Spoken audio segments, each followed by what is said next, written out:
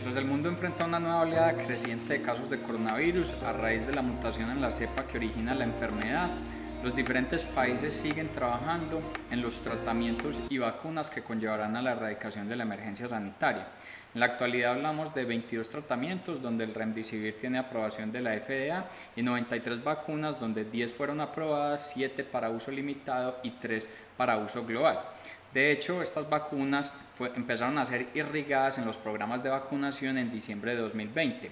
La de Pfizer y BioNTech siendo aplicada en Europa, Estados Unidos, México, Canadá, uso limitado en Chile, Argentina y Ecuador. La de Moderna con aplicación en Norteamérica, la de Sputnik desarrollada por el gobierno ruso siendo aplicada en Rusia, en Serbia y en Argentina. La de la Universidad de Oxford y AstraZeneca con concentración en India y Marruecos, y la de Sinopharm siendo aplicada en China. Estas son buenas noticias que conllevarán a la erradicación de la emergencia sanitaria, pero empezaremos a ver lo que son los efectos post-COVID en el 2021.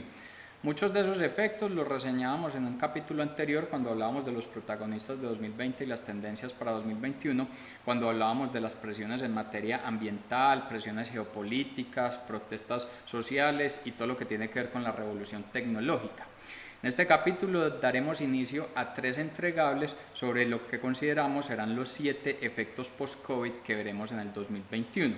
Estos se concentran en el bajo crecimiento económico a nivel mundial, el sobreendeudamiento, lo que tiene que ver con los efectos de crisis en las democracias, el envejecimiento de la población, el proteccionismo, las diferencias en materia de poderío económico entre Estados Unidos y China, y lo que se va a convertir en una nueva guerra fría en materia tecnológica. En el capítulo de hoy vamos a concentrarnos en lo que tiene que ver con el bajo crecimiento a nivel mundial y el sobreendeudamiento.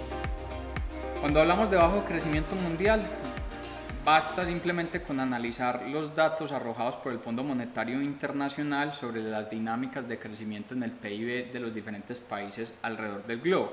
Estamos hablando que en el 2020 el mundo habrá retrocedido económicamente a una tasa del 4,4%. Muy pocos países, como el caso de Estados Unidos y de Rusia, habrán retrocedido a una tasa levemente inferior a ese 4,4%. Estamos hablando de que la nación norteamericana retrocedería el 4,3%, Rusia al 4,1%. Y solamente un país generaría crecimiento económico o generó crecimiento económico en el 2020, que fue China, a una tasa del 1,9%. Las demás naciones habrán retrocedido a una tasa superior al 4,4% el año anterior.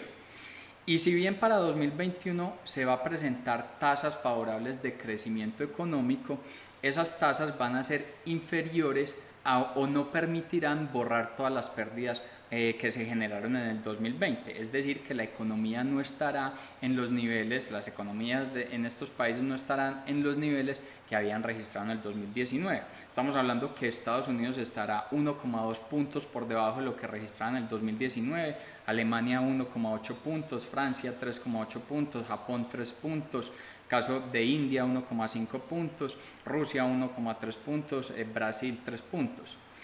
Y entonces, si bien vamos a ver ese crecimiento en 2021, estaremos observando estos limitantes.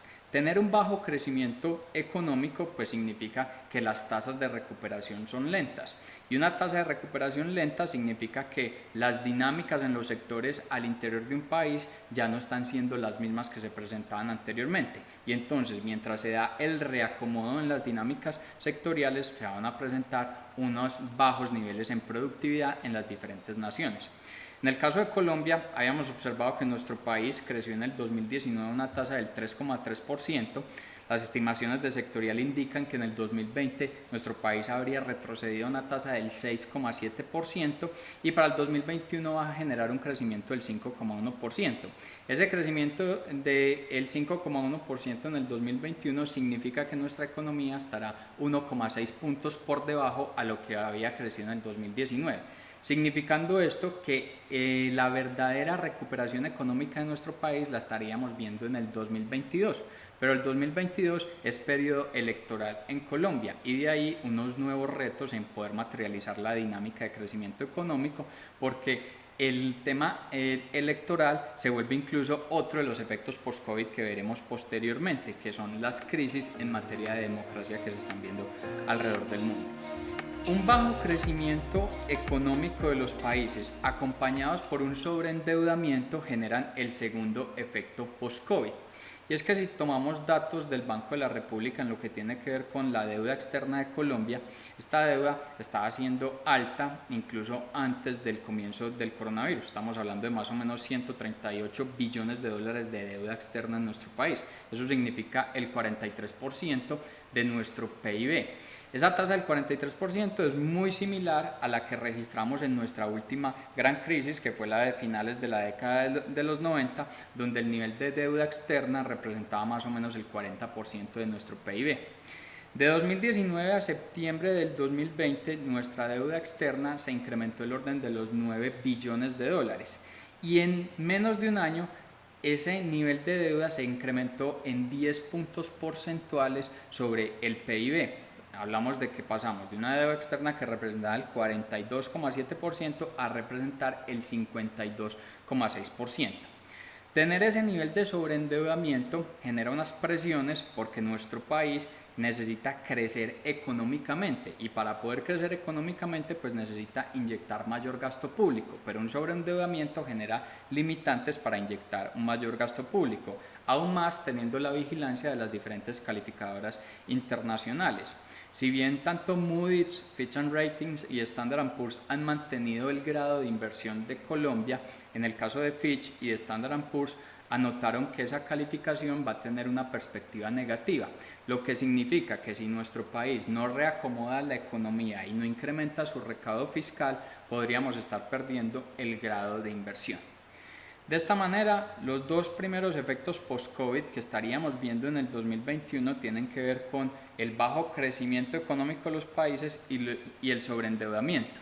En los próximos capítulos vamos a concentrarnos a profundidad en los 5 elementos adicionales que tienen que ver con el proteccionismo, el envejecimiento de la población, la crisis en democracia, la guerra en materia de guerra fría por los elementos tecnológicos y las presiones entre Estados Unidos y China para tener el poderío económico a nivel mundial.